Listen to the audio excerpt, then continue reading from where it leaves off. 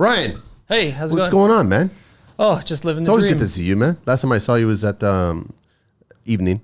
Yes, yes. We'll touch upon a little bit, but no, it's always good. It's always good to hear from you. I love you. chatting with Appreciate you. I love what you're doing. I love that you care so much about the industry and you're passionate about trying to change it. I've been told similar things, which is good, which is great. Good. And so we got you back in the studio and we're going to talk about some interesting things because I know that recently I shared some comments about how the work is out there. Yep. And I still believe the work is out there. Yep. You just have to figure out how to navigate Absolutely. through the construction waters out there, and you'll find some work out there. So construction survives. Yes. And a lot of people have gone through far worse situations that we're going through right now. So that's what this show is going to be all about. Yeah, 100%. I want to talk about that, right? So it's good to have you. Let me share the information before everyone's back. They're listening again. I'm trying to remember what show number you were at. Show number? Yeah, what was? Do you remember? I don't know. Oh, I can't remember off the top of Should my always head. do this homework afterwards. I don't know. 500 something. I can't remember. Ryan Borkawski is here, the exterior specialist, www.ExteriorSpecialist.ca. Find him on IG under the Exterior Specialist, and also you can email him at info@the ExteriorSpecialist.ca. No? 514. 514, you can have the there first you go. conversation that we can have. But now we're going to have the second follow-up, and I'm sure there's going to be many more. I would hope so, yeah. The purpose of me being on the podcast is genuinely I want to share information that maybe other people don't have access to or don't have the time to look up. And so to your point, I remember you speaking on a few podcasts that, some guys are messaging you saying they're slow and that, they think the work's drying up. I think a lot of people maybe have a false interpretation of it, just kind of hearsay or anecdotal evidence. So yeah, like we did with the labor shortage, let's look at the whole picture and make our conclusions from that versus just what the talk is and not get scared because you heard one story here and a different story there. There's a lot of, I guess you can blame digital platforms, but there is a lot of construction noise going on. And I know politicians like using these hot button topics, labor shortage, work and housing prices and all this other stuff, but they're not really solving anything. And I get a little irritated when my time, especially that I'm halfway through my life, is consumed by things that are not working.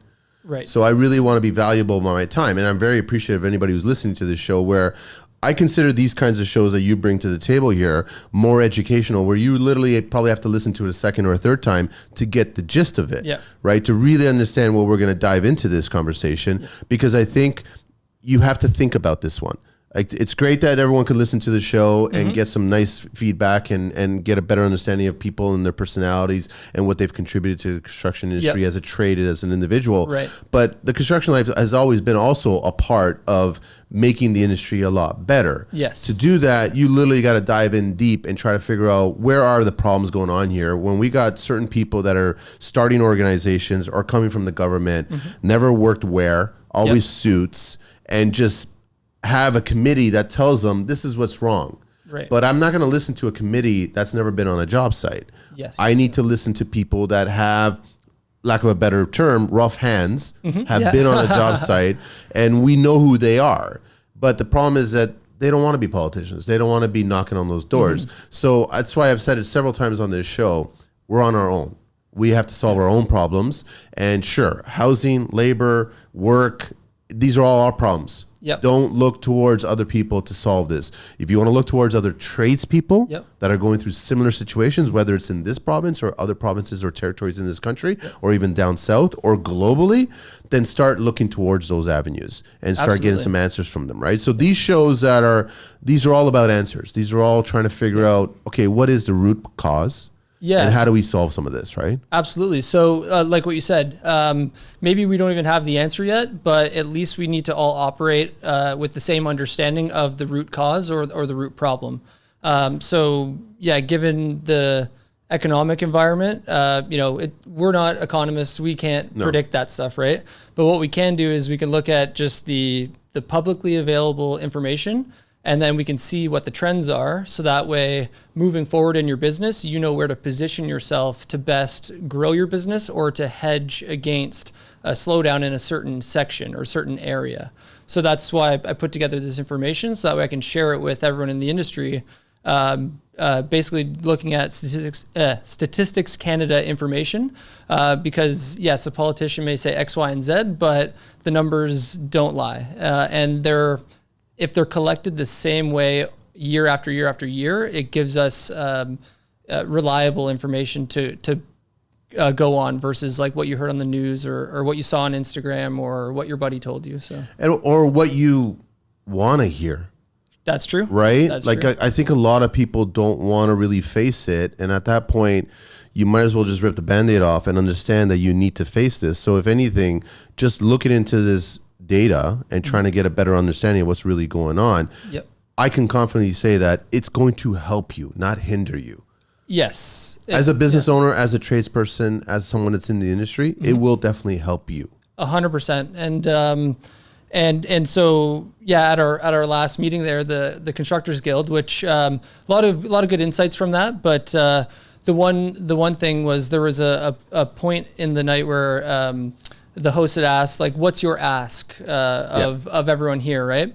And so one of the things, or my ask, and one of the things I like to think about a lot is there's what should be and what is, right? So in other words, yes, it's not desirable the way it is, and it should be like this, but we need to accept reality and just acknowledge the situation as it is, and then move forward from that. Wishful thinking is not going to get you very far, but if you can operate or make decisions based on objective information, I think you'll be a lot better over time than by complaining or being upset about what should be and that it's not that way. Well, the older trades that have survived these cycles, that's what they did. Like they didn't have the data or they didn't have the resources to find out this information, but they questioned things differently.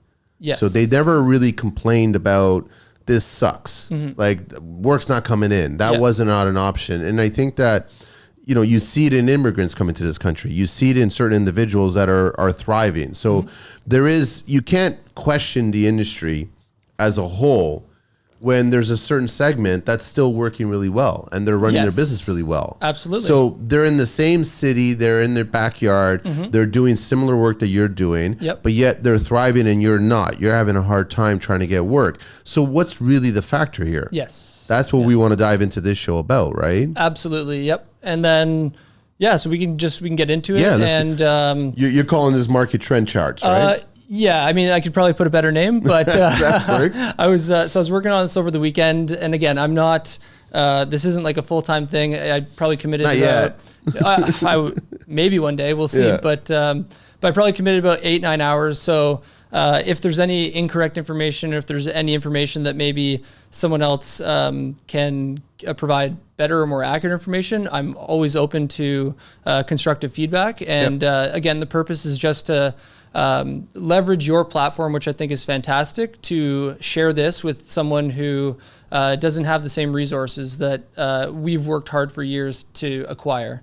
Right. So, and in discussing the labor shortage, it will not help us to add to the labor pool if there's these rumors going on about these slowdowns and shortages. Because, we keep hearing we need 10 million houses by this date, which, or whatever the number is, which we do, but the rumors of a work slowdown is not going to entice people to still pursue the industry as a career choice.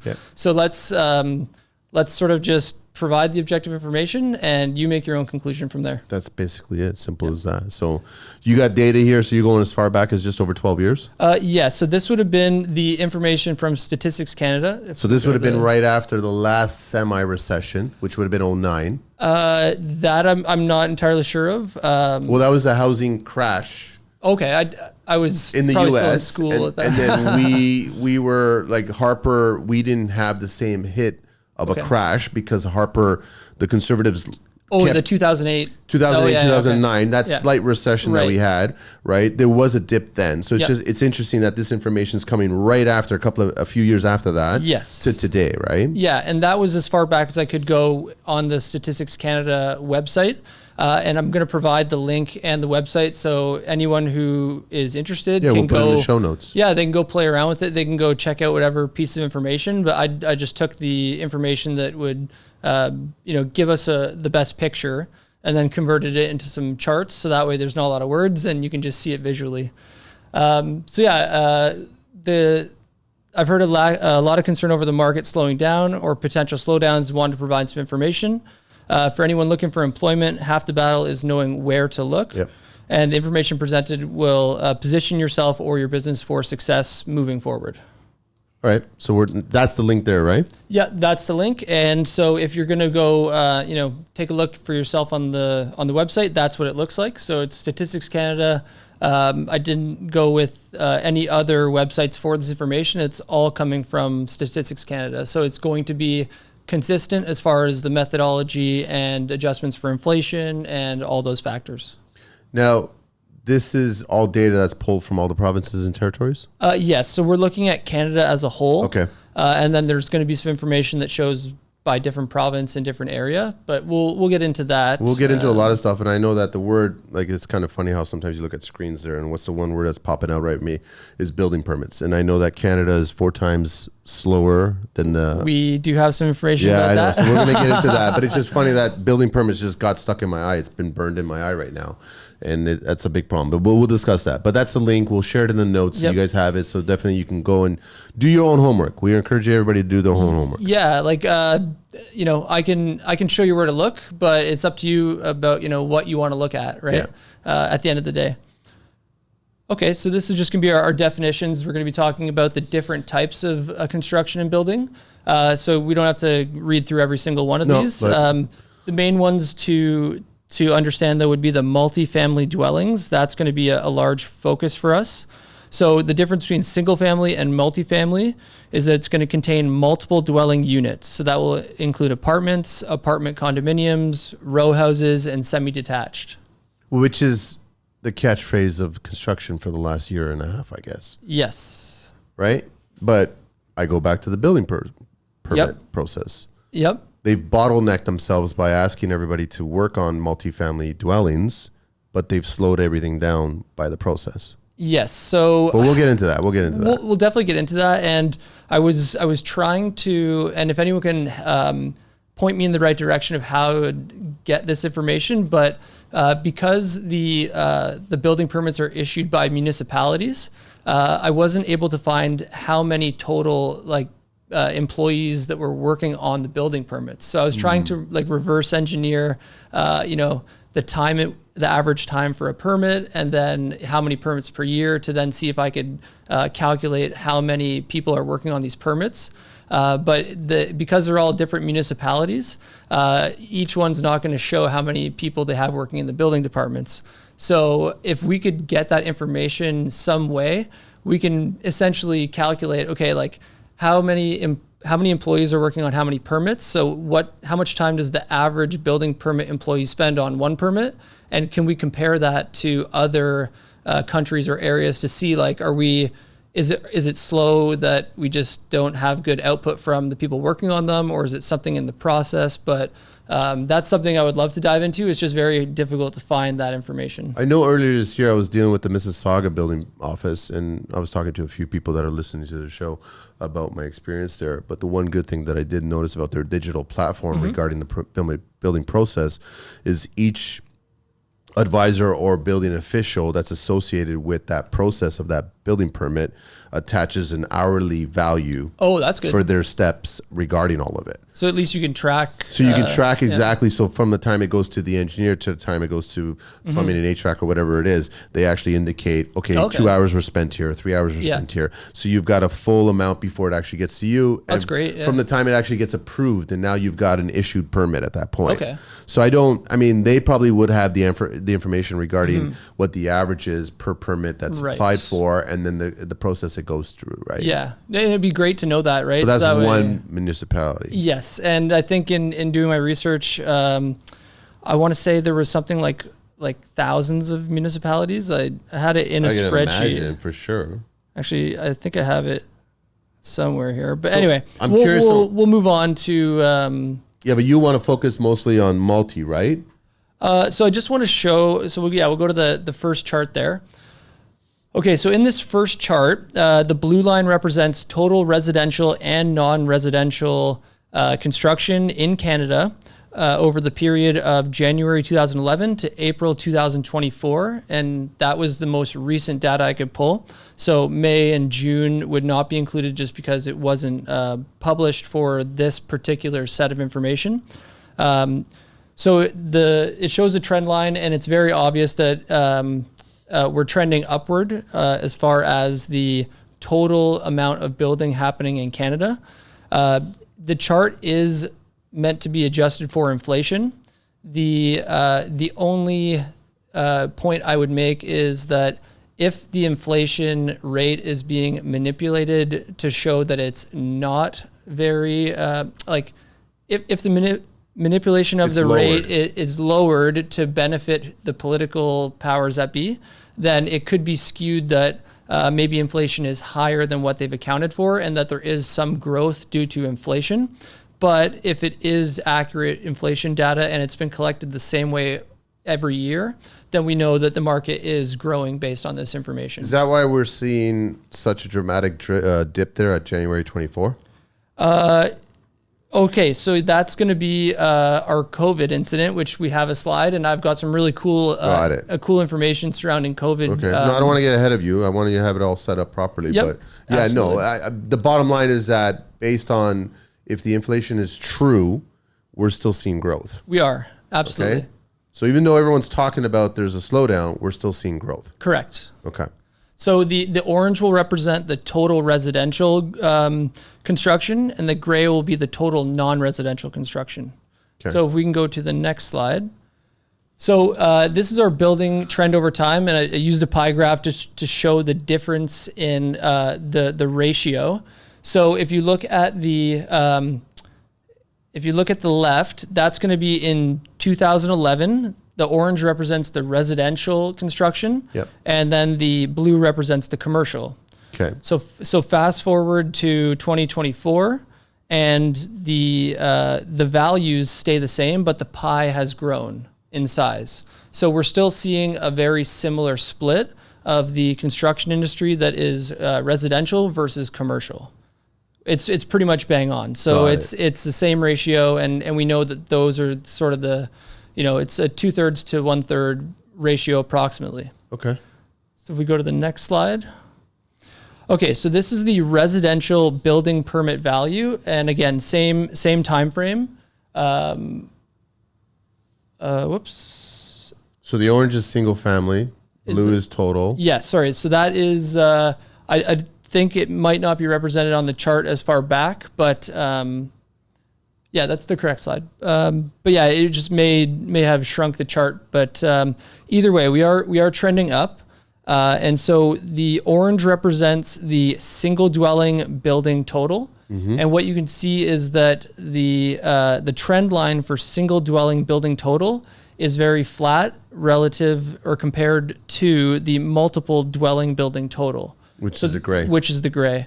So you can see that the multiple dwelling building total is growing at a faster rate than the single dwelling building. So multiple units in a building is the trend because of cost is going to be my guess, right? As house prices become more expensive, less people can afford the more expensive items, and then they need to go into something more affordable, which in the building process, having more units in one building, perhaps smaller, but they're going to be at a lower cost than a single family home, which makes sense. So this growth here makes sense. Absolutely. Right? So if you can tap the... do you think you'll see the single dwelling go down? It depends, I think, on the incentives and the government policies around like the land development in general.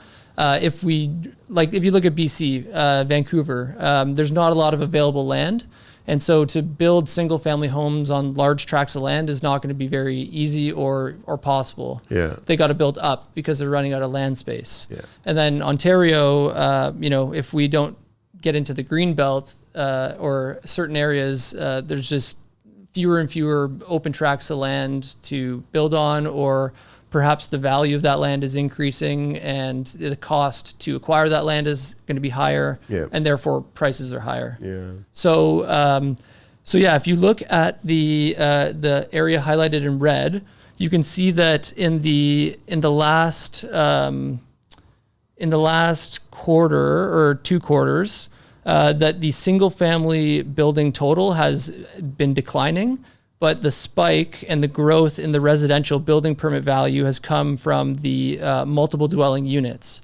So I found that very interesting, is that we're slowing down in the single family home construction, big tract sites, but the multiple dwelling units seem to be increasing in total value or total number of units. Yeah. Okay, that also makes sense. That's why I was questioning whether or not you're going to see a downturn on a single, which you might, or it just might go flatline again for a period of time. Yeah. So if we go to the next slide, this is a pretty cool. So this is a pretty cool one. So if you look at 2011 to 2024, you can see that there's an inverse trend from single family to multiple dwelling units. So 61% of the residential construction in 2011 was single family. And then it's decreased to 33%. So you're seeing this big change in going from single family to multiple dwelling units, which I found very interesting, is that it's, maybe a bit at a time, but it's been trending in this direction, and it likely will continue to trend in this direction if the cost of these single family homes continues to rise. Which it will. Most likely, yeah. So that's over a 13-year period. Correct. We've doubled. Yeah, so you flipped it. Yeah. Okay. All right. Okay. So let's go to the next slide. Here we see the percentage increase, again, over the same time period, and it's arranged by the percent increase. So if you look at the single dwelling unit at the bottom, over 12.3 years, it's only increased 18%. Whereas multiple dwelling units have increased 275%. Commercial, 130%. Institutional and governmental, 122%. Residential in total, 120%.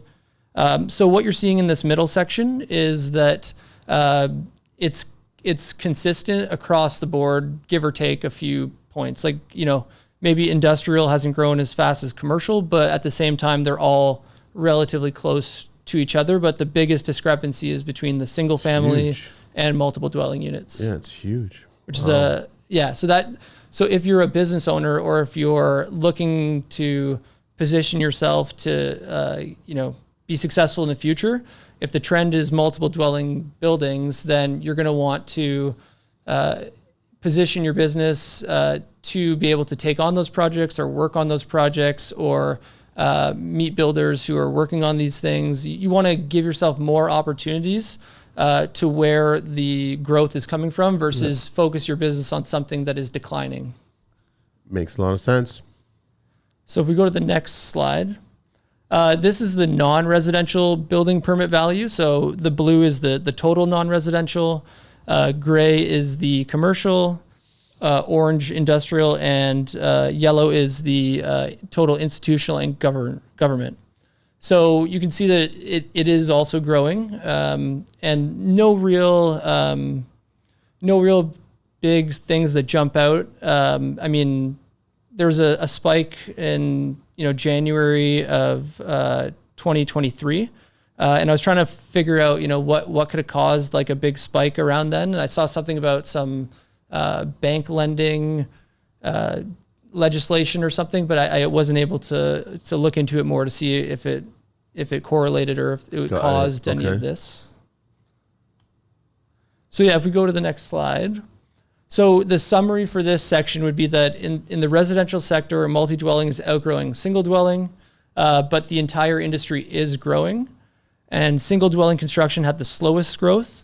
And the unknowns for this would be that the black market or non-permit work. So there could be work going on that wasn't recorded in this information, but we have no way of knowing how much work that is, or what the ratio is, or how prevalent it is. I'm sure. Bottom line is multi-dwelling. versus single dwelling. Yes. Don't focus your efforts right now on single dwelling. If that's what you're going to be trying, if you're going to try to be getting in more single dwelling unit work, as it declines, you're going to be competing with a lot of other people for a declining amount of work. At least that's what this information would tell us. I'm still a little surprised that I did a show years ago with Linda Kafka, and we did a show where she's all about aging in place, right? And about converting your home. So then as an elderly person, you don't get carted off to a home and spend the rest of your years there, months or whatever it is. Yep. And so, you know, when she started telling me the data behind that, we were talking about like 80 something billion of dollars that are being spent just in Canada alone from this segment. People are living longer, and elderly people, including myself, do not want to be carted off to a home to spend the rest of my years. And I'm still surprised that nobody has really put themselves in a position to cater to the specific market. I haven't seen it on social media. And now I'm looking at this multi-dwelling, all this data, and I'm like, if you start marketing your business to go and speak to and properly market yourself to this elderly market, and explain to them, we'll convert your house to a multi-dwelling where you can rent part of it and you can live in the rest of it, so you can actually generate income as a result of it. That's how you position your business, and I'm pretty sure you'll be busy. Oh yeah, like I think that's a great point.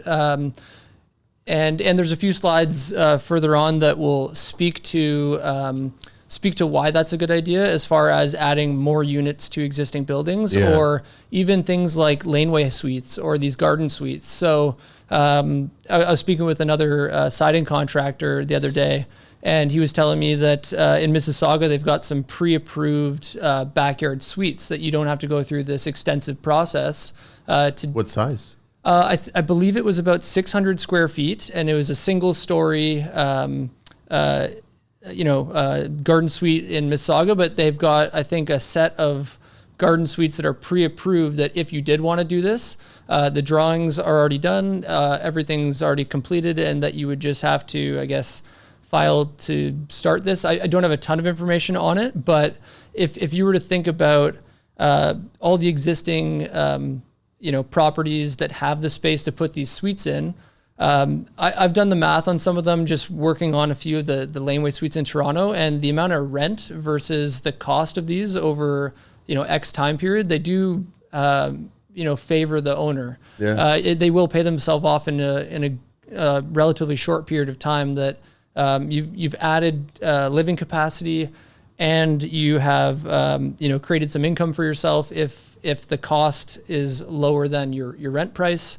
And we know rent prices are high right now. So a worthwhile investment, I think, and it will help the housing shortage. I don't think it's going to solve the whole problem, but it's a good avenue to add, residential living space without having to, start going further and further and further out of the city to get the land to build on. But if you market your primarily single dwelling construction company in this perspective, you're going to attract. If you go into these areas of the city, whether it's Mississauga or other areas, you can offer this to them and explain to them, listen, I can create a 600 square foot unit for you in the backyard that you guys could rent it out. Absolutely. And I think if contractors or other companies were able to demonstrate the cost compared to the rental income, and make the case that yes, you're spending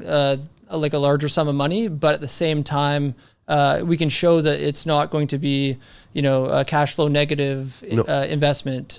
With interest rates, if you're borrowing, perhaps at this time it may be.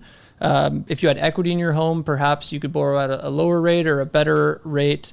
Because I know the interest rate component is affecting a lot of people right now. So, maybe not everyone's in a position to do this, but those who are, I think is a very worthwhile investment. And, over time, it is going to add value to your property. Totally agree.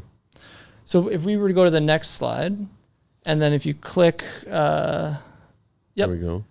So COVID. Okay, so we're going to dive into the COVID incident or the COVID, scenario, because I think what we're seeing now as far as the quote unquote slowdown is actually just a correction from an abnormal spike in market activity as a result of COVID.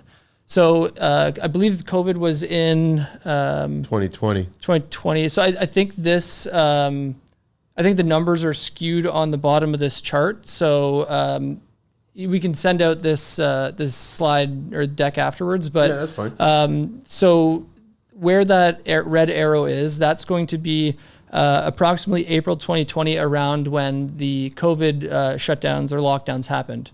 So you're going to see a significant drop in activity, and that was the result of the lockdowns and everyone sort of pausing and stopping. But what that did was forced everyone into their homes. People are at home, more than they normally would be. Yeah. And they start to see, okay, maybe I need this done, or maybe I need an office now, or maybe a backyard suite, or my roof looks like it's pretty old, it needs to be fixed, or siding's falling off, eave troughs are leaking. So I think what this did is it forced a lot of people to acknowledge some of these home items that needed to get done. And then if everyone's thinking this at the same time, it's going to cause a surge in activity. Yeah, and that's exactly what we see. And that's what we see. We see a big spike in activity. So if we go to that would have been 20.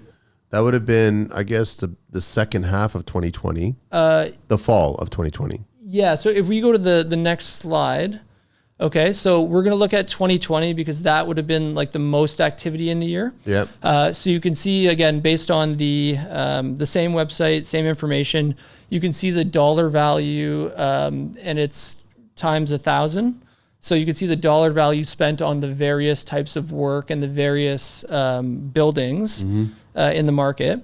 And so if you look on the right, the graph there, so about half of the areas of investment were new construction, and then 46% were alterations and improvements.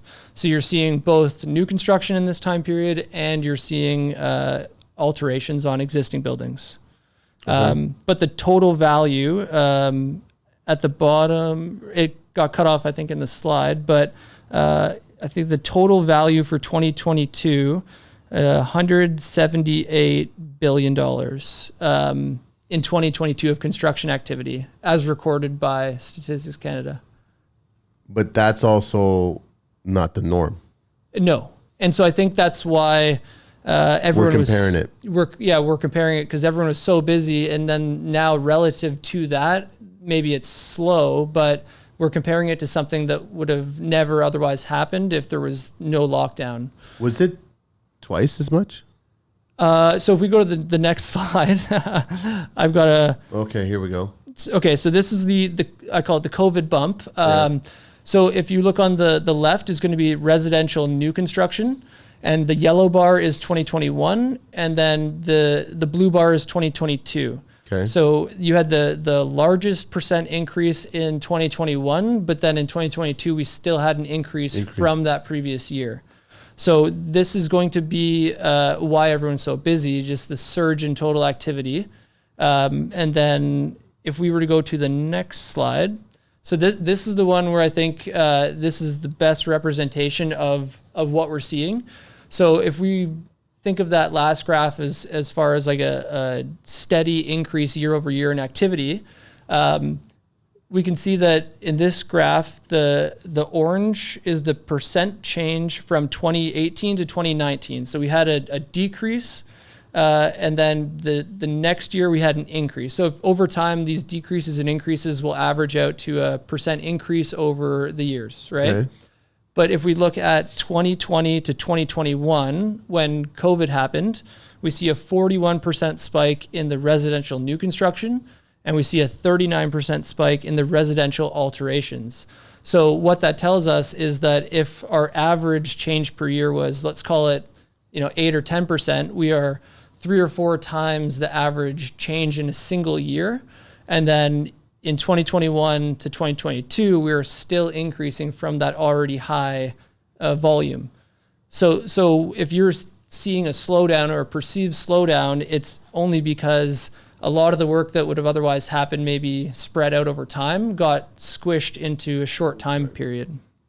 So I think this one's really cool in showing that it was just an abnormal time period that is skewing what we see right now. It's kind of ironic because I've been telling all the salespeople from all the brands selling product how they're comparing their sales of 2024 to the COVID bump years. And you can't. You can't, yeah. Right? So it's the same thing. It's a very valid point that you bring up here, right? Is that as a contractor, you can't compare to those 2 years there. No, we need a longer time frame to look at this. You have to look at 18, 19, even a little bit further, and to get an understanding of we're still on track.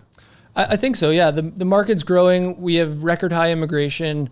There's already a lack of housing. So the writing's on the wall. Like I'm sure there will be another boom time, depending on what happens politically and if regulations change or if there's incentives to start building more. But I don't think Canada is going to slow down as far on building if we are continually adding more people to the country. No, I don't see that. I think you're right. It's multi-level is going to start to grow. If we run out of space, we're going to have to add more units in the same footprint. So whether that's condos or... I'd like to take a look at those Mississauga plans.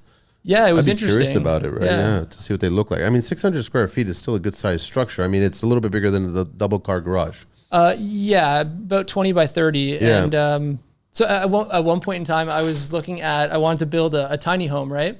Maybe like Airbnb it, just buy a piece of property, build a tiny home. But then in looking into the rules and regulations, the 600 square feet was like I believe it was 600 square feet, or it may have been different in certain municipalities, but there was a minimum building size. So if you look in the States, they have these like tiny home communities. But in Canada or in Ontario specifically, when I was looking, there was a minimum size building you need to build. But if we have increasing costs and we have a minimum size, that creates a barrier to entry in that unless you have X amount of dollars to build this size of house, you can't do that. Yeah. So I'm sure there's reasons why there's a minimum size, but just, from what you see online, people have found ways to live in vans. They've found ways to live in shipping containers. That calls into question, do we need a minimum size, or is it the access egress and fire safety and all those 600 things? 600 square feet is pretty big. It's still pretty big, yeah. Yeah, right? I think tiny homes are less than that. I thought tiny homes were in around the 150 mark. Yeah, they are. Yeah. But the question then is okay, well, we can have a condo that's 300 square feet, but a building on its own can't be 300 square feet. It has to be a certain size. So I think there's maybe, something there that, to question, why do we have these rules in place and what are they for, right?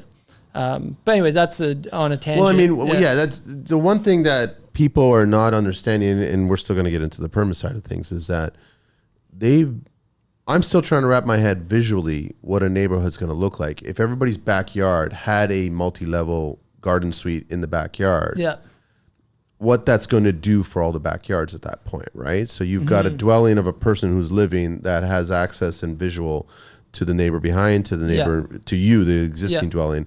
I don't think people understand what that's really going to do. Sure, it's going to add volume and product out there for people to move into, but I think it's going to create other problems as well too. Likely, yeah. I mean, I'm sure it's not been fully thought through as most things, but yeah, I guess we'll see in time. We'll see what happens when it starts going, because I mean, it's coming to your neighborhood. Simple as that. People are going to try to figure out. I know that a few years ago, I started seeing a rash of people build additional space and room on top of garages. Yes. They were taking that because a double car garage is 400 square feet. Yep. So that's a huge amount of space.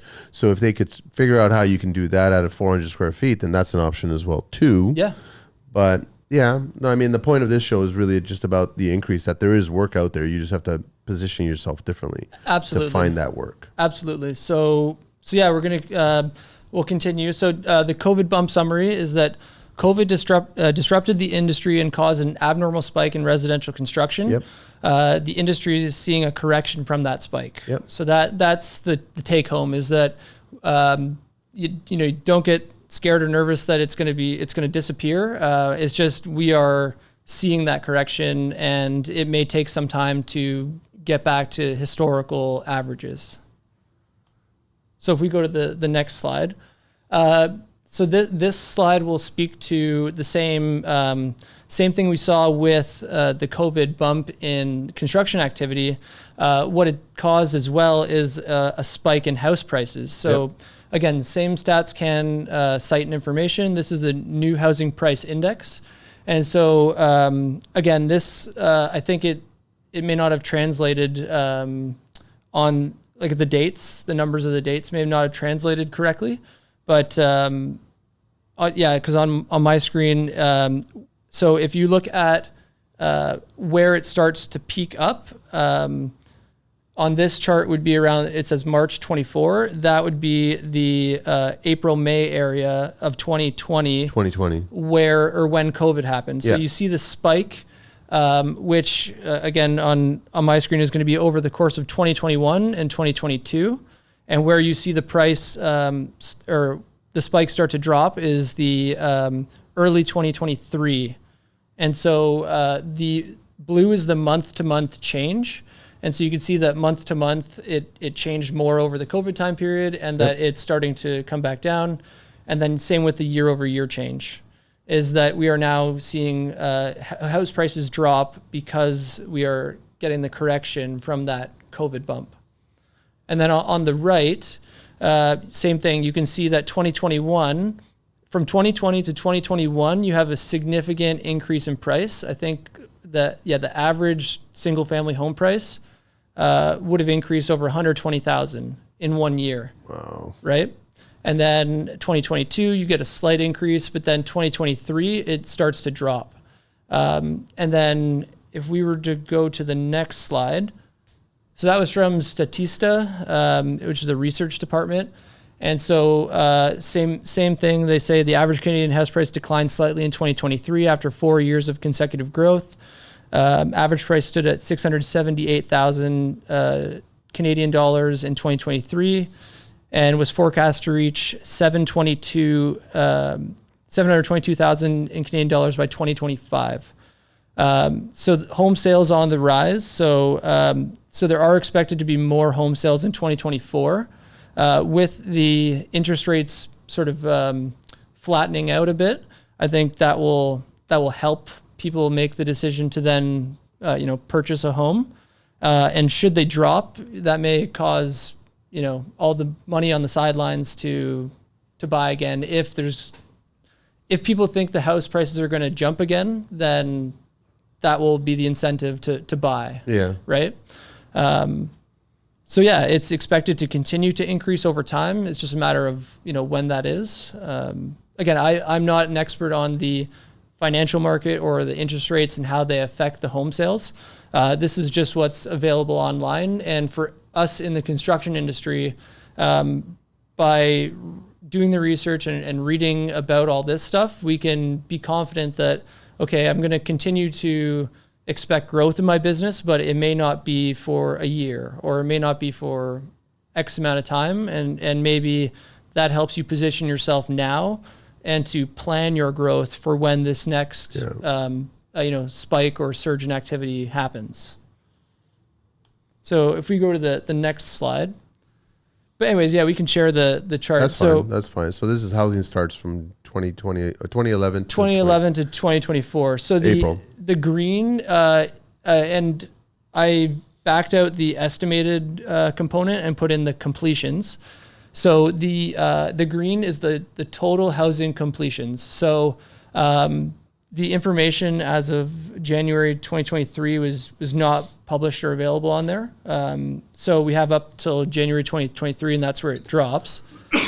But you can see that the activity is still there, and it is trending in the positive direction. And so it shows the difference between the total units, multiple units, which would be the yellow. Yep. The brown would be apartments.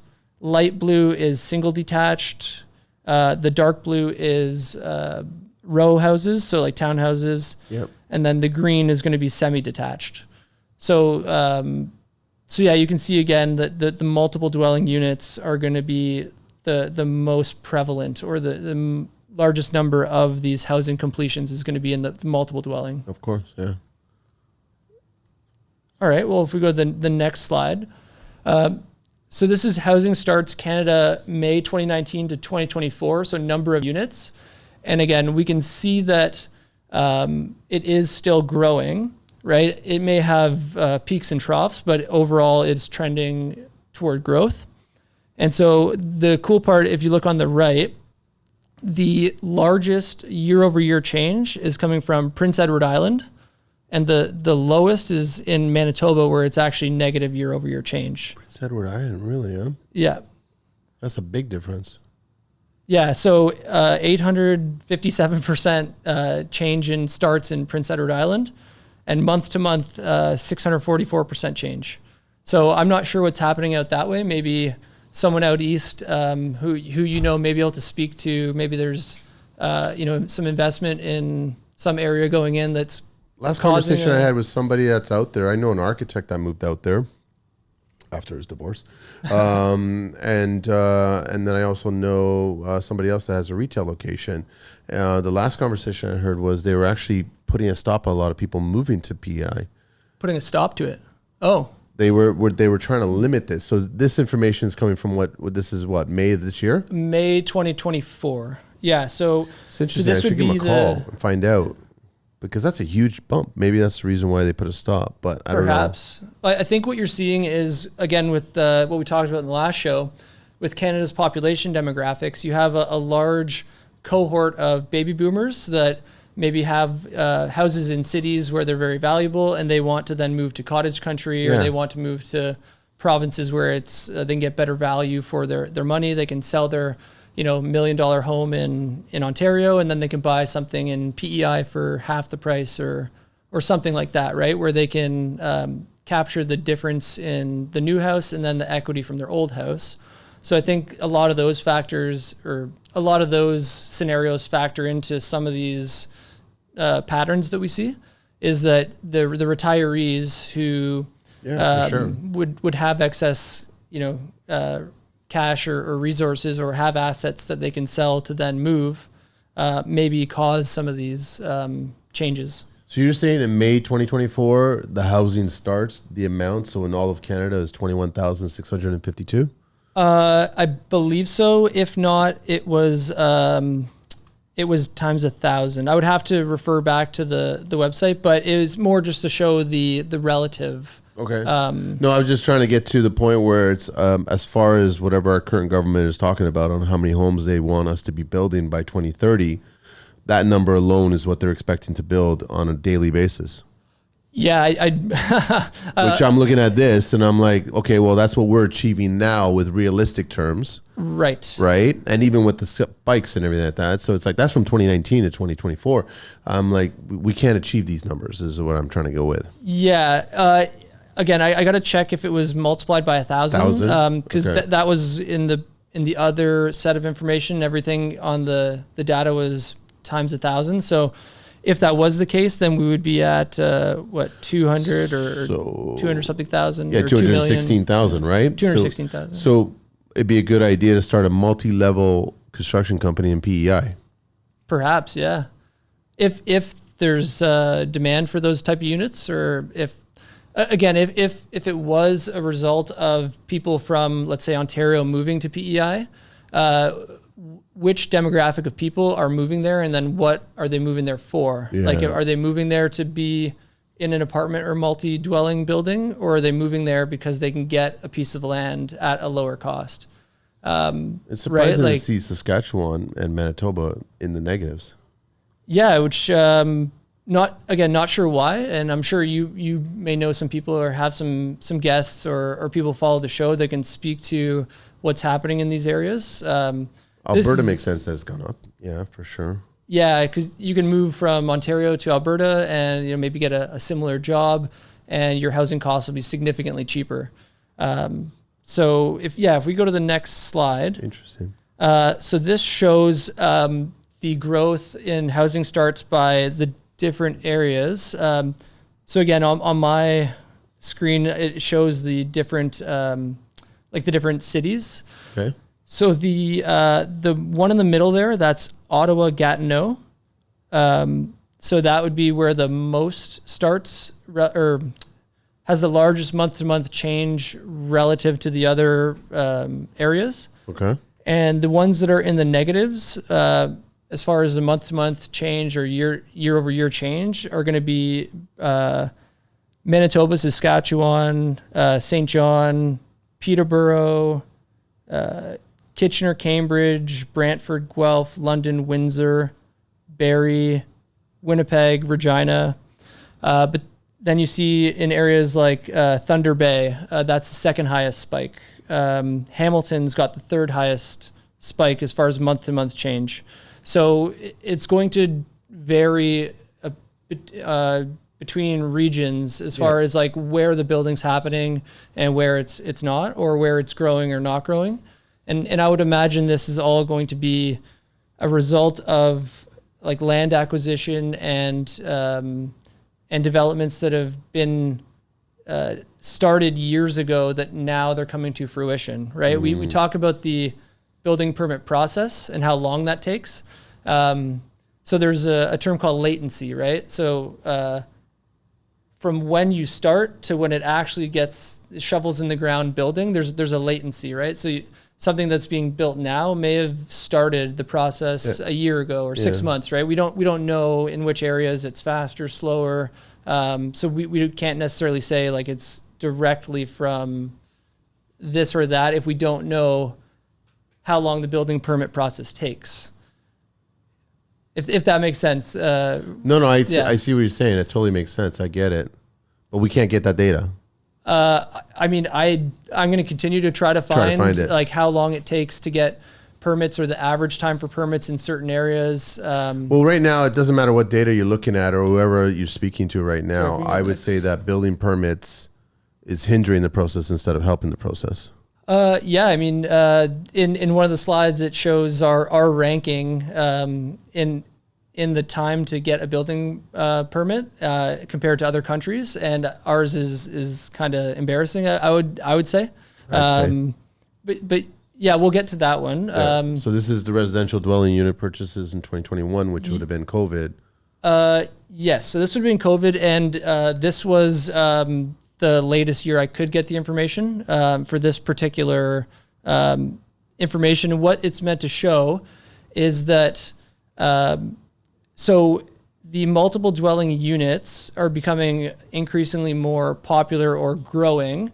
And I think part of the reason is that if you look at the census data, which is what this is, you can see that between the blue and the orange, the blue represents a one-person household and the orange represents a two-person household. So between the blue and the orange, over 62% of the people living in whatever type of housing are either one or two people. Yeah. So most of our population, or the majority of our population, are single or two people living in a building. So do you need a full single family detached house if the majority of people are one or two people living in a space, right? So that's what this shows us, is that just the difference in size of families or like people living together in a unit. So it makes sense that maybe the average size of a house or dwelling unit is shrinking because of less people. And then if they're shrinking, you could fit many in one land footprint. Yeah. Right. And then at the same time, we could see the split between owners and renters. So about a third of the Canadian population at this time was renters. And I would be curious to see. I think it's flipped. I'd be curious to see now what that is. I think with the rising cost of everything, you're probably going to have more renters than what's displayed here. Yeah, for sure you will. But yeah, I found that very interesting, is that, the majority of our population either lives by themselves or with one other person. So back in 2021, that would have been the situation. So that more than 50%. So you're talking about, 63% is one or two people. Yep. 63% of that. And then 67% of that, they own that property instead of renting it. Correct. Yep. At this time. At that time, 2021. Yeah, 2 years ago. Okay. Okay, so if we go to the next Okay, so yeah, here again, just to demonstrate the same pattern. This is dwelling units created, so it's not permits, it's not value of anything. This just shows like the actual number of units created, just to reinforce that again, we are trending downward on the number of units that we are creating. So if in the previous slide we were still had a slight trend upward in the permits or value of the residential units, this shows us that we're building less houses, and if the value is slightly increasing, it means it's getting more expensive to build less single family units. Where you look at the yellow, which should be the multiple dwelling, and that matches the same growth that we saw as far as the value and the permits. Mm-hmm. So it's becoming more expensive to build single family dwelling units. And therefore, they're going to be less desirable, or people will be less likely to buy the more expensive single family unit. At least that's what this is showing us, unless there is some significant change in the number of single family dwellings that become available. Like if the market got flooded with them, then the supply demand dynamic flips. It's interesting because that's 12-year period, and that single dwelling, it's stayed pretty steady, but then it's also dropping now, right? As of the last 2 years. I think so, yeah. I think so. Meanwhile, the multi's gone up. Yes. So do you think the single is going to stay that way for the next 12 years? You think the multi will continue to climb? It has to, based on immigration, based on how many people coming in, and based on how many people can afford single. I think it comes down to affordability. That's the main thing, is the affordability. And so the affordability is like two components, right? So it's either the purchase price or the amount of money you make relative to be able to afford that unit. So or get approved for a mortgage. So if your income were to significantly increase, then now, and the house price stayed the same, you could afford to buy that house. If your income did not increase, but the house prices drop, now it becomes affordable. Mm-hmm. So it's either got to be one or the other in order to increase the purchases of the single family homes, right? What's the approval rating nowadays for to get a mortgage? If you want $1 million mortgage, I think you have to be making over 150 grand, right? Times two, because you dual income. I think the stress, or not stress test, I think that it's like the debt ratio to your income, right? So I believe it's somewhere in the neighborhood of, like, I want to say anywhere from like 2 to 4, like debt to income. So if you had a mortgage of $1 million and it was at 4, then that would suggest that combined income you would need to make $250,000. I don't know exactly, but no, I know. You'd probably have to get like a mortgage specialist but that's what I think is that's what's going to contribute to that single family staying the way it is and having the multi climb. I think so. Yeah. If people can't afford these large mortgages or aren't confident in their ability to keep up with the payments and whatnot, then the more affordable option will be a smaller living space in a multi-dwelling building. But going back to work and finding the work, it doesn't completely dismiss single family. No. Because you just have to market yourself differently now. Yes. The people that are still buying the single dwellings, yep, they're going to want renovations as well. Yep. But it's just you have to position yourself differently now. Yeah, and that's what this information is meant to do, is just help people position themselves better for the future, right? Yeah. So we I think we all have a skewed idea of the residential market from COVID, and we saw that it was an abnormal spike. So if you are positioning your business to do that type of work, but there's no big policy change, or there's going to be no surge in the residential again, then maybe that's not the best position for you at this time, right? Or the best strategy at this time. So again, if you have the ability to go online and just check in on the site every month and see what You'll see where it's at, see what where the it's trends trending. are. Exactly, right? And that'll help you as a business owner to see where you're going to spend your time or which projects to pursue. Yep. And I think it's valuable. And again, you can crowdsource this information or talk to other contractors in order to confirm what we're seeing, right? If we see a decrease in this area, and a contractor in this area, hey, is it true? I saw this, and yeah, it is slow here. But I hear this area's got large demand. So between the publicly available information and connections in the market, I think you can, at least mitigate any, slow down or a lack of work. I think you're just going to be better prepared. Absolutely. And then your thought process would be differently. I mean, like, to be honest, Ryan, like 10, 20 years ago, you wouldn't have contractors considering this. Oh, what? Sorry. They wouldn't be looking at this as data and going, okay, based on this information that I've researched on, this is where I think things are headed. Yeah. Like that's not, but today you can do that. Yeah. This information's here, right? Absolutely. And again, your platform I think is fantastic. Is you're able to reach thousands of people for free, right? Yeah. Like to other people, it's free, and they can get this information without having to pay any money. Yeah.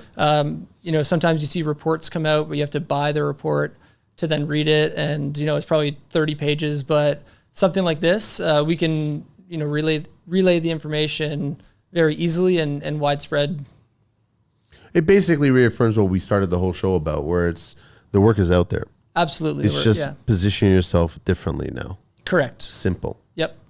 Okay. And perhaps there's new products or new building methods that are going to be growing in the future that you may want to learn new skills, or you may want to start working with different products or products that are being used more in order to differentiate yourself, right? You had a guest on that talked about the prefab. Yeah. I can't remember. Faro. Yeah, Faro International. Excellent podcast. I love that. Sabrina, yeah. Yeah, that was, she's very well spoken, by the way. Yeah, that was really good. But I think that whole idea of the new methods for building is going to become a good option in the future.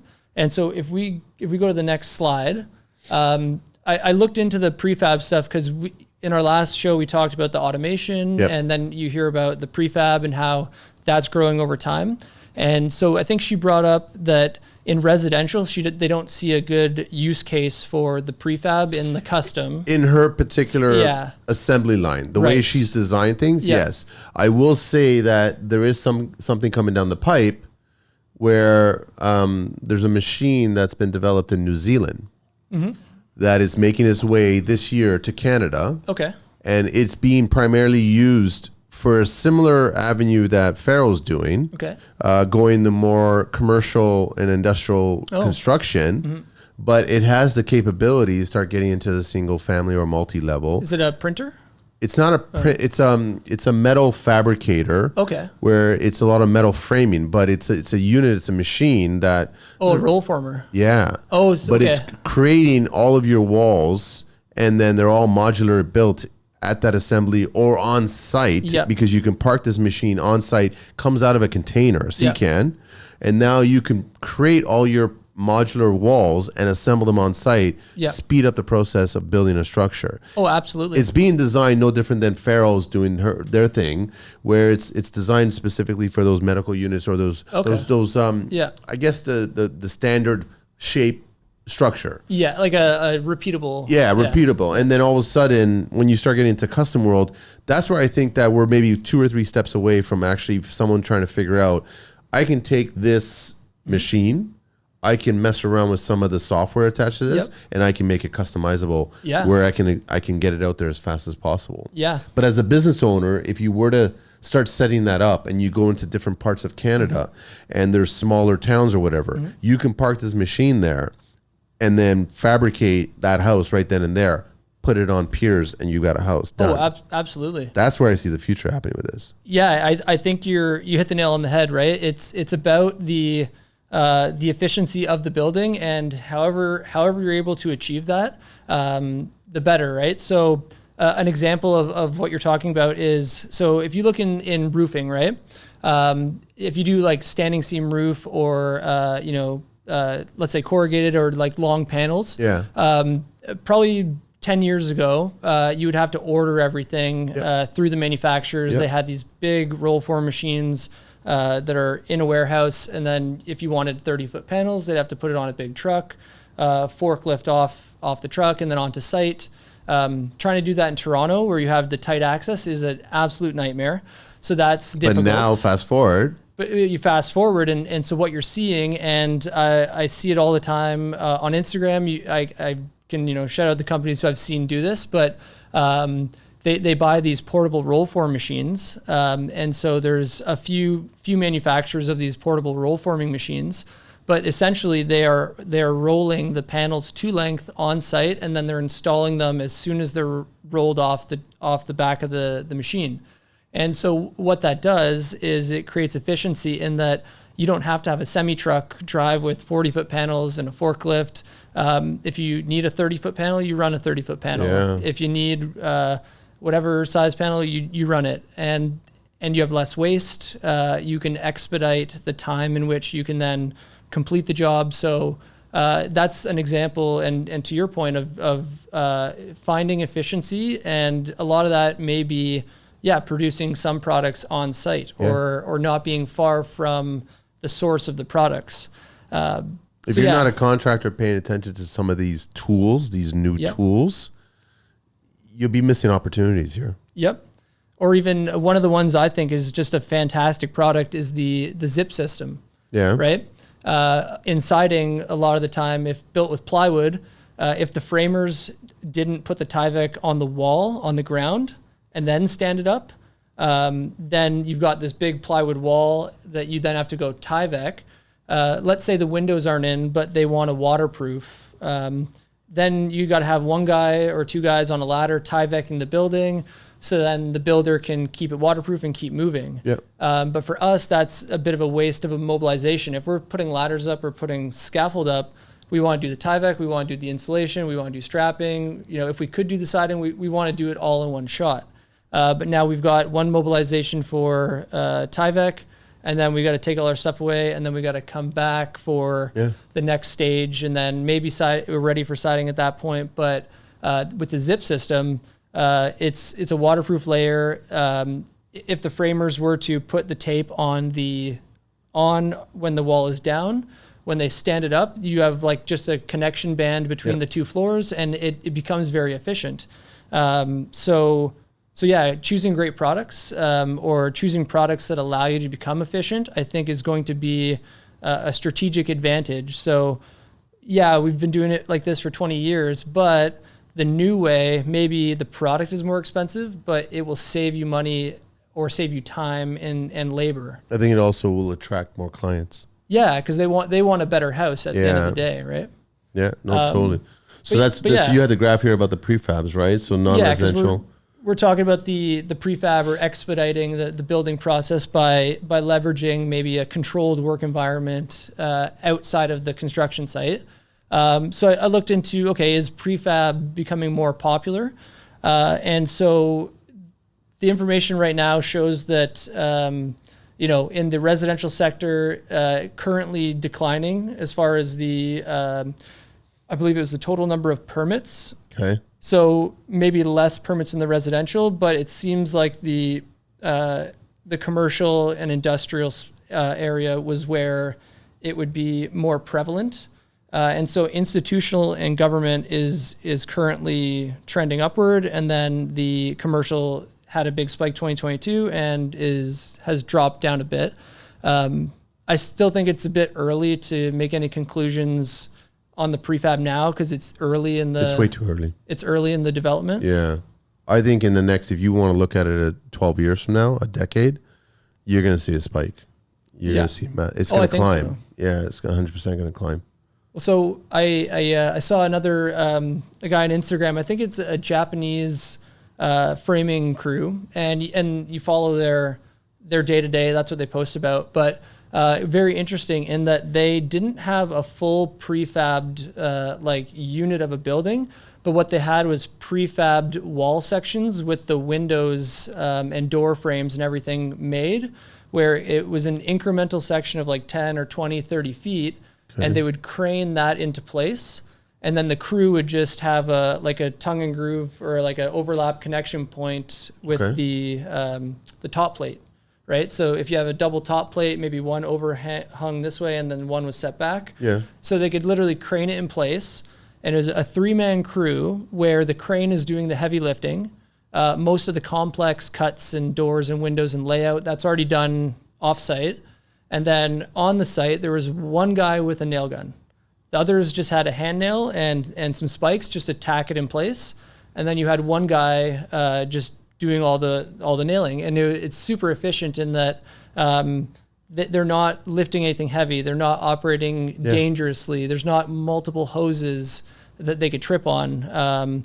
If you're just tacking a wall so it doesn't move, you don't necessarily need to keep a nail gun. Just a hammer and some spikes, and then let the one guy nail everything. He's building. Where are they building? It was just wood frame residential houses, and I think it's in where, in the States or in Canada? No, I think like in Asia. Oh, in Asia. I don't know if it was Japanese, maybe Korean, but okay. I'll send you send it to me. I'd love to take a look at that. But it was fascinating because 3 guys and they could put up like a building in short time because again, walls are already made, the crane's doing the heavy lifting, and they're just assembling it. Yeah, it's all simple. Yeah, very simple. Next slide. Yeah, if we go to the next.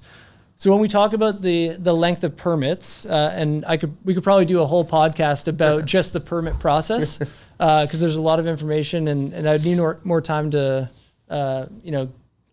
know it entirely or better than I do now. So this is from 2020, and so in this, it shows that we ranked 34th out of 35 among the OECD countries in time to obtain a permit for a new general construction project. And so this is just an excerpt. I didn't write this myself. This is just from the article, but it's a telling and embarrassing statistic for a G7 economy. It takes nearly 250 days to get a permit in Canada, 3 times longer than our competitors in the United States. Only the Slovak Republic takes longer. But this is as of 2020. I don't know what it is last year. Yeah, I don't know what it would be last year. I think it's gotten worse. Well, what general construction project means. We're 35 now. I don't know. Maybe. Perhaps. But even still, at that period in time, and we're 34th, we're taking 168 days longer than the States. And we have similar building practices to the States. Especially the northern states where they have the winters like we would have winters. That would probably be the best comparison. Like we couldn't compare our building to what they build in Florida or North Carolina or whatever, right? Like the slab on grade, we just, in Ontario, we don't do a lot of that, I think. What's this point here? There's a point there that says RBC, which is a bank. Canada has lost $100 billion in investment over the past 2 years. That's from 2020 or no, 2021? This would have been in 2020, so they would have been saying 2018, 2019. And they've lost $100 billion because of these slowdowns with permits. Yeah, I imagine if you're, either a Canadian wanting to invest in building something, or if you're a foreign investor, you have to consider, if you are spending money to then start a business or a property, or you're spending money on an investment. If your time to get paid back on that investment is not going to be for multiple years, you may not even do it, right? So if you're looking to, build a factory or a warehouse or whatever, only the big players are going to be able to float that cost over that long time period, right? For like a small company to float a lot of money over a short period or a long period of time, it's risky, right? Like, you could take a haircut, or like, if the interest rate changed and you had a line of credit that was variable or something. Anyway, lots of factors. There's a huge amount of issues here. Like, I actually remember when the SkyTrain in BC there was being built. I remember that. And now I'm just noticing that you made a point here that it's the last, like 1994, and no money, you know, in the budget to replace Massey Tunnel. And I was just in Turkey there, and it was tunnels everywhere. And I mean, like, that's how they made things move. You know, in a tunnel, you can't go right or left. You're going to point B is what you're doing. So it's like, you want to move this country, you need to start creating more of this infrastructure to move people around. So that creates construction, that creates work. And that's, you know, helping the labor force. That's helping everything. But money's being wasted elsewhere. And they should be ashamed of themselves that it's taking 250 days to get a permit in Canada on average. Yeah.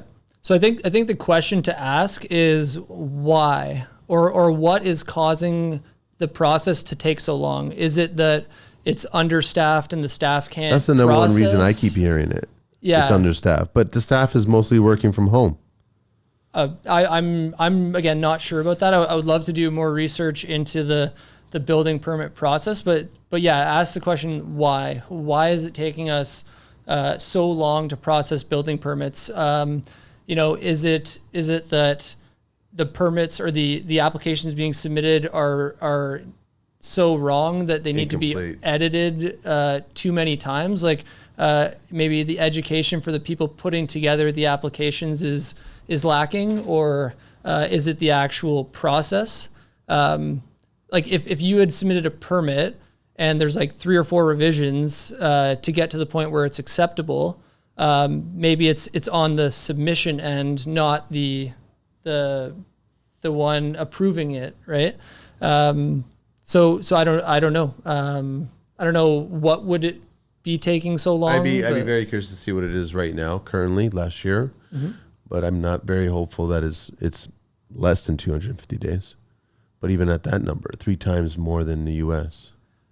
And I can imagine that with, you know, AI and everything going on these days, there probably is a use case for, you know, scanning drawings with some kind of AI program to flag, you know, certain things, idea. Right? It's a very good idea. Like, could you automate some of these processes, right?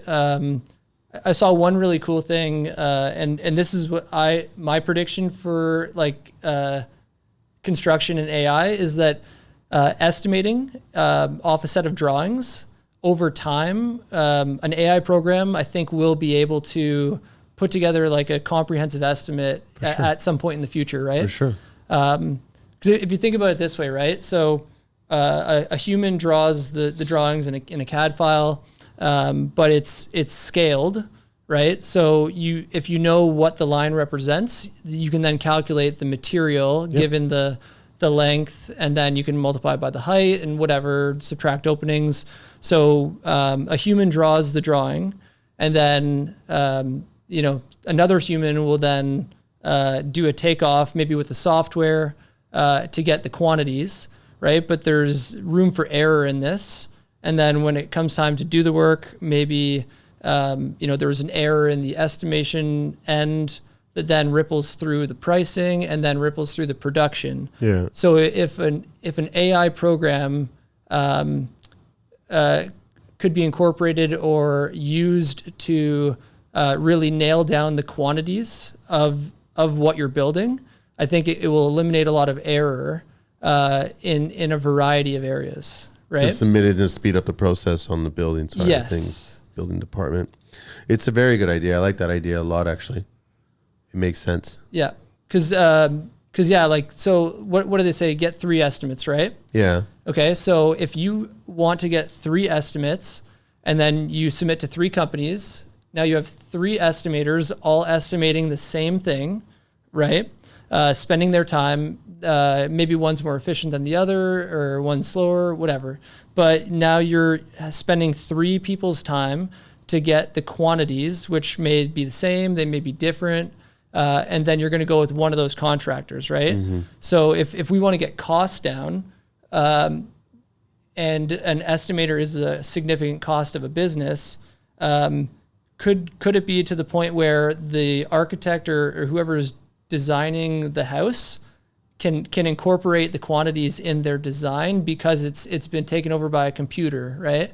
Like But that's you often could what easily I think do about. that. You could totally do that because, and that doesn't have to be information that's submitted to the actual city, but that could be a content page that's contributed to your project now at that point. So it could be. So could the same be, time they're double checking that the drawings are good, they're developing the material list, and now you have that information, so you can start pricing things out. 100%, yeah. Because I think that's where there's a lot of discrepancy or a lot of error and issues. Is that like an architect can design a building and it's in vector space. It's in a perfect world, right? Everything works. Yeah. But then, if there's revisions and changes, but that doesn't get relayed to the guys who've priced it or on site or whoever, then there's error, right? Or if something on the drawings looks good, but then the contractor or someone building it says, "Oh, we can't do that. It's not going to work." That's also then a revision or a change, and that takes more time and then less efficiency. And so I think there's programs like the larger commercial guys, especially mechanical guys, will use for interferences, like the BIM software. So they're already able to, find the interferences on these bigger projects with this software, right? So why could they not at the same time have a detailed material list when designing the building? And that will eliminate a step for the subcontractor in that, the material list already exists and it's based on a computer. Because I think if I were to receive a set of, takeoffs from someone like that a human did, I can't trust it because if there's an error and I priced it based on that, ultimately it's my fault because I didn't do my due diligence. Yeah. But if everyone operates in pricing this job off of the same guaranteed 100% solid estimate sheet and quantities from the computer, then the onus is on the design, right? Or then there was an error in the calculation from the design side. So who's paying or who's absorbing the cost of this AI software? I don't know. Maybe it's more valuable for the designer to charge more for their design that has quantities. Yeah. But maybe that extra upcharge prevents, a huge amount of time and money on the back end. Saved on the back end. Right? Like you spend a bit more on the front end, but you save a lot of time, resources, and energy on the back end, and then you expedite the process. Again, this is just an idea. No, it's a great idea. I like it. I'm sure there's a lot of holes in the argument that you could point out. And I think it's not something that maybe right now will work, but in 10 years, 15 years, who knows, right? I'd be curious to find out the data from this regarding the 250 days to get a permit, if they could split up the permits to single, multi, and high rise. Oh, to see. I want to see if which takes longer, shorter, and like I can only assume maybe the single and multi are taking longer than high rise. Yeah, because high rise is a lot of bureaucracy, political, to get that permit going, so they can start developing, start doing the land, and start working at that point, and then you get their team involved to start making sure that project goes smooth. I can only assume that. I don't know for sure. Mm-hmm. It would also be good to collect information or have information to see where the snags are. Like, so if in residential, it on average took, this long, but 40% went back for revisions because of this reason. These reasons, yeah. We could then target those reasons in order to speed up the process, right? So it's like if it was flagged for, I don't know, access egress, right? Maybe that's something then that you could educate the people designing, so that way you can, reduce these errors. Again, just. I know, but you're asking our government to become efficient when they're really good at just wasting money.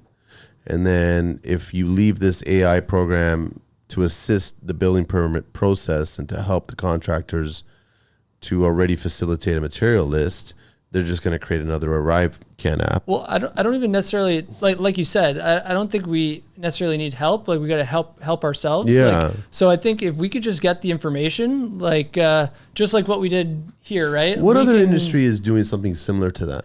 Which, sorry? The material side of things. I'm just wondering if there's another industry that's doing something similar, like, I don't know, farms, agricultural. Oh. Are they quantifying, or are they looking at land and square footage? Are they looking at how many heads of whatever? And they trying to figure out, okay, we've got X amount of heads. That means we need this much feed. That's what we need. Oh, right. Like I'm trying to figure out if there's yeah. already an industry that's not construction that has already implemented something like that can be converted for construction. Not sure. I don't know. I'm just thinking outside right now. Yeah. I think it's a brilliant idea, and that's going to be some kid that's already figured it out, or some kid that's coming into construction that will figure it out. But like a lot of great industries that excel, they look towards other industries to see what they've done to perfect their business, Right. and then take that information and bring it to our industry, which is the best way to do things. Yeah. And that's what we're asking everybody here to do now. Yeah. You look at your business and see what's working, what's not working, and see where people need to be projects to be approved. Right. And then we're telling you to stop paying attention to single family, or shift gears on single family. Yeah. Not even like to move away from it, but just the understanding that it may not Be the bread and butter. be the same, and then be open to working in other areas or learning new things and not being a one-trick pony. Like being diversified in what you're able to do, I think will protect you when the slowdowns come. Because, if you... It's construction. There's always slowdowns. Yeah. Like if you only do this thing and then all of a sudden this thing, no one really wants to do it right now, then okay, like, yeah, I'm going to say, oh, I'm out of work or blah, blah, blah. But if you're able to do multiple different things, then you can always shift gears as needed and when needed, which I think is just good advice for everybody in our industry. And a comparable note, I think there's a saying in like investment. It's like diversification is like to protect your assets, and then concentration is to grow your assets. It's something along those lines, right?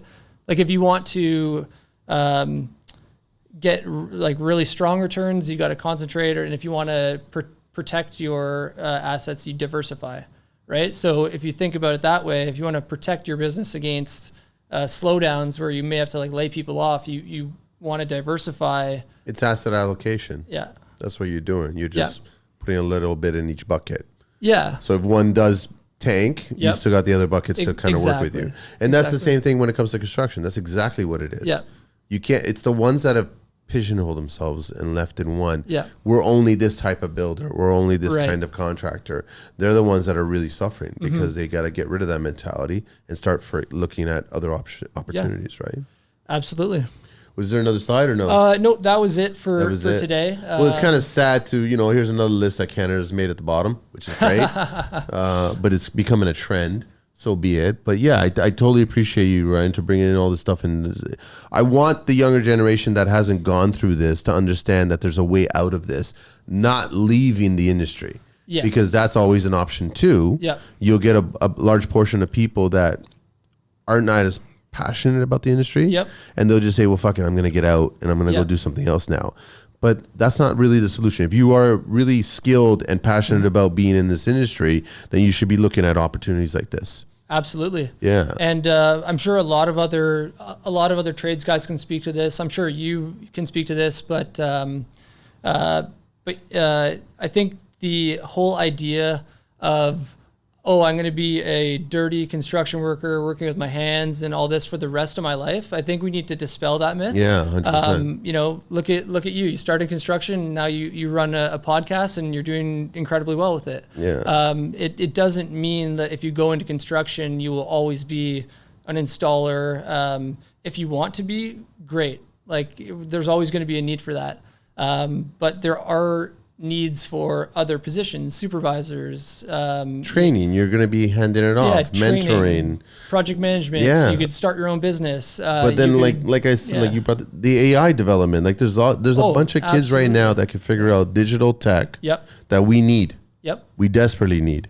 Yeah, for sure. And anything that can, create efficiency in our industry is going to get adopted. Yeah. I think it's... As long as we can navigate through the marketing bullshit waters. Yeah. Because I think in the same respect that we're asking and we're desperately need this digital adoption of certain things, there's other companies that are taking advantage of those situations. And they'll they'll come in and they'll create, let's say they create a piece of software or some sort of digital component. That they'll just look at it like, okay, so I know for a fact that globally speaking, there's 230 million people that work in construction. Okay. Right? That's globally, right? Okay. So then they start looking at numbers. You start taking a country like Canada or a country like the US, you start figuring out if I create a product that I know that if I market well, I can get 10% of that market, that industry, to buy my product. Yep. If they're looking at that product being developed for that purpose, just to touch the market, then you're not really solving the solution. You're taking advantage of the industry, which is what I have a problem with. So I'm starting to see a lot of digital adopters like that coming into the construction industry as like, this is prime to make some money off of. Right. Which I have a problem with, right? It's no different than, I remember a long time ago, 20, 30 years ago, I was having a conversation with a Chinese friend of mine, and he was just telling me about how, back then there was all kinds of, companies producing products, and then they didn't care about where their off materials or whatever were being leached into, right? Okay, yeah. And you had cities, and then all of a sudden you hear about maybe 1 million Chinese people died as a result of this, right? The runoff. Yeah, the runoffs, right? And then all of a sudden you start talking about it, like, geez, that's 1 million people. Yeah. Because 1 million people in China doesn't mean anything. What's wrong with you, man? Yeah. There's small cities in China are 23 million people. That's a small city. Yeah. So bigger than the GTA all combined, right? So it's a numbers game. They start talking about how if you get a product and sell it to a Chinese market or another market and you get a percentage of that market, you're hugely successful at that point. And they're looking at construction like that right now. Well, so I think like at the end of the day, everyone, even contractors, like everyone's going to be in business or create products or do whatever to make money. So so like I'm not necessarily surprised that there's going to be big players in the industry who are like, oh, we see an opportunity to make money. I think for you as a business owner or you in the trades, does this product or item or whatever produce a return for me? Yeah. Right? That's the question. That's the question to ask first. That's the first question. It's like, if I utilize this whatever program or this software or this, is there a return on the money spent? And is it gonna do something for me that benefits me? So as an example, I've shown a few people this now, is that takeoff softwares, a huge increase in the amount of output, right? If you're, I worked at a larger commercial company at one point in time. It was just a short stint, but it was not the right work environment for me. And so I was one of, I think, 7 or 8 estimators. I was in the cladding estimating. I think there's 3 of us in the cladding, and then there's like 5 or 6 in the roofing. So day one, I go in, and there's still guys in this big commercial company, like, one of the commercial industrial roofing contractors. But at the time, there were still guys printing off drawings and using rulers to do their calculations, because that's what they've always done. Yeah. And so I was sitting there, I'm like, actually, because I had only ever learned on a takeoff software. Of course, yeah. And so then they were utilizing one that was free. It was like an Adobe, I think, function or something, but it wasn't built to do construction takeoffs. It was just to calculate areas and perimeters. Yep. And so for me, it was like very non-intuitive, and I was like struggling. I was like, look, can we please just get this software? And then the one guy was like, well, I think the department out west, like, they got it and they said they like it and it helps them. Like, well, yeah, like, it's what I've been trained on. It's what I know. They're just reluctant. They didn't want to. They were reluctant, and part of it, I think, was cost. But at the time, it only cost $1,200, and I would walk by the owner's Lamborghini or Ferrari or whatever sports car he had at the time in the parking lot. So okay, we can't get a $1,200 program, but like it just wasn't adding up. And to me, it's like it all starts at the estimate, right? Yes. The quote starts at the estimate. Once you get the job, the quantities to order your material starts at the estimate. The amount of labor you need starts at the estimate. So why would we not invest money in one of the most critical parts of the business? So, Did they ever get it? I got the program. Okay. So we got the program, and then a couple days later, we meet to review the job, and they were blown away by the number of estimates I could do relative to the other guys.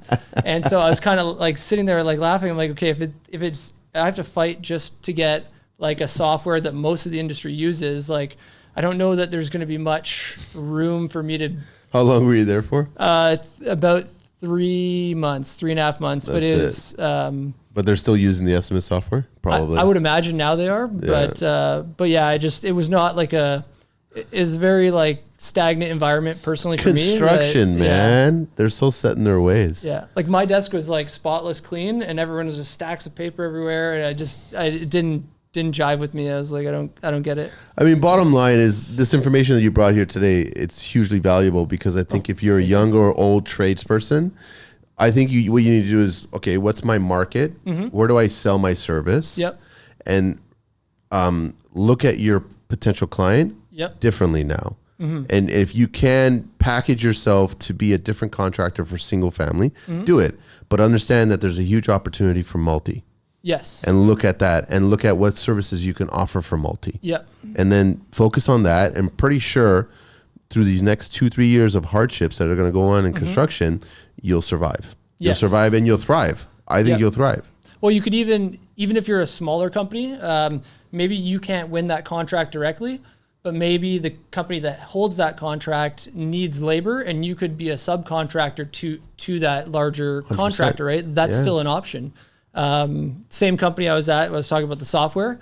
They would have loved to have good qualified subcontractors that could go perform the labor, because often a subcontractor to a business is a better option or more profitable or less costly than hourly employees, right? There's incentive behind the pace of work, whereas hourly employees, you don't have that same incentive. So some of these larger commercial companies, if you were, punctual, if you spoke well, if you communicated well and were able to correspond with them and do a good job on site, like I'm sure you'd get tons of work, right? But you don't want to, like, if you're going to pursue those opportunities, then you would need to take them seriously and treat them with the same respect that you would treat a client directly. Yeah. Right. But that goes back to your thought process of diversity.